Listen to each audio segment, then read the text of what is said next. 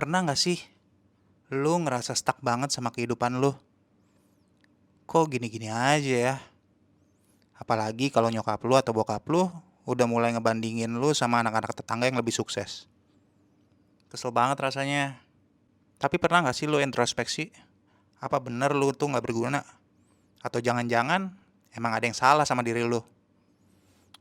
Mungkin selama ini lu emang kurang disiplin sama diri lu sendiri. Kalau lu pernah ngerasa kayak gitu, gue yakin lu nggak sendiri. Semua orang pasti pernah ada di titik rendahnya. Tapi, gak semua orang bisa dengan gampangnya move on dan berubah. Di channel ini gue mau share sedikit tentang self-discipline. Dan gimana cara ngasahnya. Kalau lu ngerasa butuh jawaban dari pertanyaan-pertanyaan tadi, tonton terus video ini sampai habis ya. Oke, gue akan mulai dari yang paling dasar. Apa sih sebenarnya self-discipline itu? Nah, self-discipline ini sebuah cara untuk membuat diri sendiri menjadi lebih konsisten, fokus, dan nggak terpengaruh sama kondisi sekitar dalam mencapai tujuan hidup yang sudah ditetapkan. Semua orang pasti kepengen tujuan hidupnya tercapai. Dan dengan melatih self-discipline ini, kita bisa memiliki disiplin diri yang tinggi. Sehingga resolusi yang sudah ditargetkan bisa berjalan sesuai timeline atau deadline yang sudah ditentukan. Tapi kadang realita nggak selalu sesuai harapan nggak sih? Di tengah jalan, ternyata banyak distraction yang bisa bikin kita kehilangan motivasi. Kalau lu ngerasa gampang ke distract, sering moody kalau lagi ngerjain sesuatu, atau kurang bisa ngatur waktu dengan baik, ya maka prinsip self-discipline ini perlu lu latih dan pelajari. Tapi sebelum gua kasih tahu kiat-kiatnya, gua mau bahas sedikit manfaat dari self-discipline ini ya. Salah satu manfaat dari memiliki self-discipline yang tinggi, kita bisa jadi pribadi yang mampu melewati situasi apapun. Hidup ini nggak selalu mulus-mulus aja kan, di dunia kerja apalagi. Kita pasti menghadapi segala macam kendala dan nemuin berbagai macam konflik. Tapi kalau kita udah terbiasa disiplin, otomatis kita bisa jadi orang yang tangguh, sabar, dan bisa menghadapi semua tantangan-tantangan yang dihadapi. Self-discipline juga berarti melatih fokus dalam pekerjaan yang kita lakuin. Ini artinya secara langsung akan berpengaruh dalam pekerjaan kita dan kemungkinan hasilnya akan jadi lebih bagus. Pasalnya saat bekerja, kita akan jarang ke distract baik secara eksternal maupun internal. Dalam kata lain, sifat disiplin ini juga bisa bikin kita jadi lebih produktif. Selain itu, disiplin yang baik juga ngebantu kita dalam belajar berbagai hal yang baru. Ini karena kita ngerasa terus termotivasi buat ningkatin kemampuan diri meskipun yang dipelajari bukanlah hal yang mudah. Nah, itu tadi beberapa manfaat dari self-discipline. Kira-kira lu tertarik nggak buat ngelatihnya? Atau mungkin lu udah ngerasa yakin kalau lu adalah orang yang termasuk dalam individu dengan self-discipline. Ternyata ada loh ciri-ciri orang yang memiliki pribadi self-discipline. Ya, antara lain, yang pertama memiliki self-control. Ingat ya, self-control. Jangan salah. Orang dengan self-discipline pasti mampu meregulasi diri. Artinya nih, mereka mampu mengendalikan emosi serta membatasi diri. Ya, sederhananya mereka termasuk orang yang bisa mengatakan tidak terhadap hal yang gak ada kaitannya dengan tujuan yang harus dicapai. Contohnya, target pekerjaan dia. Orang yang punya kendali diri yang baik juga gak begitu aja tunduk terhadap mood. Gak kemudian gitu. Tapi harus diingat juga ya, memiliki self-control gak sama dengan egois. Disiplin dengan diri sendiri gak berarti kita juga gak bisa berempati atau bersimpati. Berkata yang positif, bertindak yang solutif dan suportif, itu juga termasuk mengendalikan diri. Yang kedua, fokus dan konsentrasi. Di awal tadi kan gue udah bilang, kalau self-discipline artinya melatih fokus biar gak gampang ke distract. Nah, orang dengan self-discipline bisa dipastikan punya ciri-ciri ini.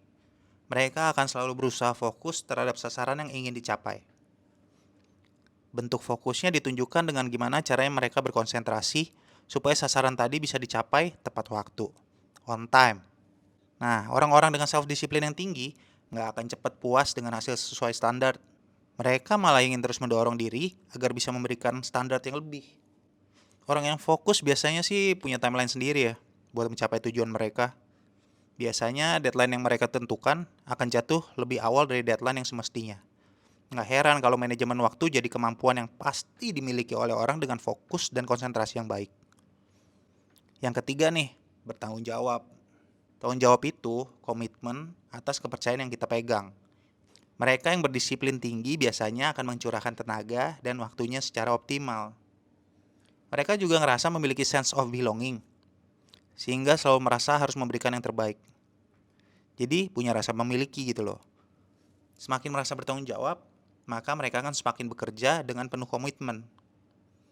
Tanggung jawab yang ditunjukkan oleh orang dengan self-disiplin bisa dilihat dari bagaimana mereka menyelesaikan pekerjaannya. Karena udah punya timeline nih, mereka bisa menyelesaikan pekerjaannya dengan teratur. Nggak usah terburu-buru dan menjalani dengan penuh semangat. Self-disiplin ini ternyata nggak hanya berkaitan dengan pengendalian perilaku dalam meraih tujuan tertentu aja. Self-disiplin ini juga memiliki pengaruh terhadap kesehatan fisik. Sebuah studi mengatakan bahwa anak-anak yang memiliki self-disiplin yang tinggi pada saat mereka dewasa, itu resikonya lebih kecil mengalami kelebihan berat badan. Dan berbagai penelitian mengungkapkan bahwa anak-anak yang sulit mengendalikan self-controlnya atau self-disiplinnya beresiko lebih besar menggunakan alkohol dan obat-obatan terlarang saat mereka beranjak dewasa. Kebiasaan seperti memilih makanan yang kita konsumsi, serta seberapa sering sih kita berolahraga, ya semuanya dipengaruhi oleh self-disiplin. Dengan begitu, nggak salah kalau self-disiplin juga berhubungan erat dengan kesehatan fisik. Oke, gue udah bahas beberapa dari self-discipline ini, dari manfaat, ciri-ciri orang yang punya self-discipline. Sekarang kita masuk ke bagian yang paling penting nih. Gimana caranya ningkatin self-discipline ini? Ada beberapa cara yang bisa lo lakuin buat mengasah self-discipline ini. Antaranya, pertama nih, pilih tujuan yang ingin dicapai. Supaya bisa menumbuhkan self-discipline ini, pertama kita harus tahu tujuan apa sih yang ingin kita capai. Tanemin dalam pikiran kita bahwa kita harus fokus buat mencapai titik itu. Tujuan ini nggak harus berhubungan dengan pekerjaan kok. Lo bisa ngelatih self-discipline ini menggunakan hal yang lebih sederhana. Misalnya, nyelesain membaca satu buku dalam satu minggu. Nah, dalam nentuin tujuan ini, lo bisa pakai metode SMART. SMART. Nah, itu disingkatnya specific, measurable, attainable, relevant, time bound. Ya, yang sering kita gunakan dalam project management sih. Spesifik itu artinya lu punya tujuan yang jelas dan spesifik. Karena kalau nggak gitu lu akan kesulitan sih ketika harus fokus sama yang lagi lu kerjain. Measurable artinya tuh lu harus memastikan bahwa tujuan yang akan lu capai itu dapat terukur. Achievable, tujuan lu harus realistis. Lu boleh aja bikin proyek yang menantang, tapi tetap harus memungkinkan buat dicapai. Relevant, artinya apa yang lo kerjain harus sesuai dengan aturan-aturan yang berlaku. Kalau lo lagi bekerja di perusahaan, maka harus sesuai dengan visi dan misi perusahaan tempat lo bekerja dong. Sementara nih, time bound, artinya lo harus memiliki deadline alias tenggat waktu yang jelas supaya benar-benar bisa fokus dalam mencapai tujuan itu. Tanpa deadline yang jelas, lo agak susah sih tahu di mana dan kapan dan lo harus memulai. Oke, yang kedua, identifikasi godaan dan menghindarinya. Emang bukan perkara mudah sih buat ngindarin godaan yang bisa muncul saat kita berusaha meraih suatu tujuan. Tapi kalau kita udah punya komitmen, godaan-godaan tersebut sih bisa kita identifikasi dan kita hindari. Biar self-discipline yang udah kita bangun gak terbuang dengan percuma. Misalnya aja nih, ketika lu lagi nulis skripsi, udah nentuin deadline kapan lu harus selesai, dan lu udah mengidentifikasi kalau lu itu lemah banget sama yang namanya gadget. Nah, lu bisa mulai jauhin dulu gadgetnya supaya bisa fokus sama ngerjain skripsi. Yang ketiga, buat skenario. Lu bisa ngerancang skenario supaya bisa survive dari situasi yang bikin self-disiplin lu jadi goyang loh. Artinya, lu bisa ngebayangin gimana jika dihadapin dengan sebuah godaan dan aksi apa yang perlu lu ambil supaya lu gak bisa menyerah. Sebuah studi telah menemukan bahwa merancang skenario kayak gini bisa ningkatin self-discipline lo. Bahkan dalam situasi yang bikin kita mengalami ego depletion. Sederhananya kelelahan ego. Atau bisa diartikan ya gara-gara kelelahan ego ini bisa mendukung menjadi lemahnya self control lo atau self discipline lo. Yang keempat, tak perlu nunggu waktu yang tepat. Ngerubah kebiasaan menjadi lebih disiplin itu bisa jadi merupakan sesuatu yang gak nyaman buat kita. Pada awalnya kita akan berusaha untuk mengelak, ya mungkin dengan alasan dalam hati gitu, waktunya belum tepat nih. Dan akhirnya kita akan menunda untuk memulai kebiasaan baru tersebut. Karena itulah kita harus berkomitmen supaya tetap bisa melakukan kebiasaan baru tersebut. Gak peduli apapun yang terjadi. Awalnya otak kita bakal ngerasa gak nyaman sih. Dan gak ngerasa bahwa kebiasaan baru tersebut adalah sesuatu yang sebaiknya dilakukan. Tapi balik lagi ya, jangan sampai terperangkap oleh ilusi otak tersebut. Ingat, kita udah punya komitmen. Kembali fokus ke tujuan awal. Yang kelima, berikan waktu untuk istirahat. Melatih diri supaya bisa memiliki self-discipline bukan berarti kita harus terus-menerus jadi sangat ketat terhadap diri kita sendiri. Penting juga loh buat kita untuk menjadwalkan kapan kita harus istirahat hingga memberikan self-reward buat diri kita sendiri. Ya, anggap aja sebuah reward yang pantas kita dapatkan karena udah berusaha menjadi pribadi yang lebih disiplin. Ya nggak? Tapi jangan lupa ya, waktu istirahat jangan terlalu berlebihan. Sebaiknya harus seimbang dengan usaha yang sudah kita keluarkan. Kita bisa aja ngabisin weekend dengan nonton Netflix harian atau shopping di mall.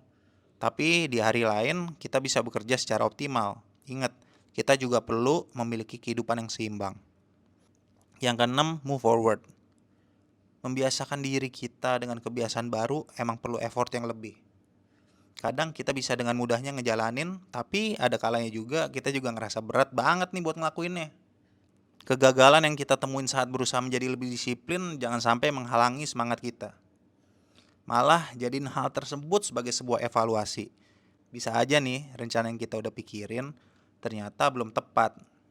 Karena faktor-faktor tertentu yang luput dari pemikiran kita. Nah, jangan jadiin kegagalan ini sebagai titik henti untuk menjadi lebih disiplin ya. Yang ketujuh, makan teratur dan makan yang sehat.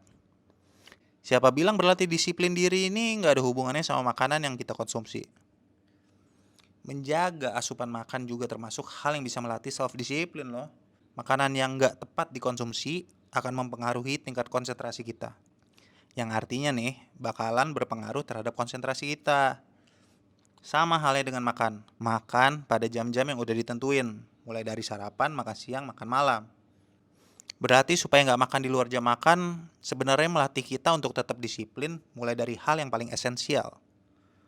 Yang terakhir ini yang kadang kita suka lupain nih. Padahal efeknya biasanya langsung kerasa loh. Menunda-nunda makanan karena terlalu sibuk juga bisa berpengaruh pada kondisi fisik kita. Karena bisa nyebabin gangguan sistem pencernaan. Ya, lu tau lah, banyak orang juga bisa kena mah karena telat makan. Nah, dari pembahasan gua di awal tentang self-discipline sampai ke cara-cara buat ngasahnya, kira-kira masuk nggak ke pemahaman lu? Atau mungkin lu punya pemahaman sendiri dan cara-cara yang lain? Kalau ada, jangan ragu buat sharing di kolom komentar ya guys. Terima kasih ya buat yang udah nonton video ini sampai selesai. Semoga apa yang gua sampaikan di sini bisa bermanfaat buat kalian semua. Sampai ketemu ya guys di video-video selanjutnya. Kami dari Rasamu punya topik. Bye.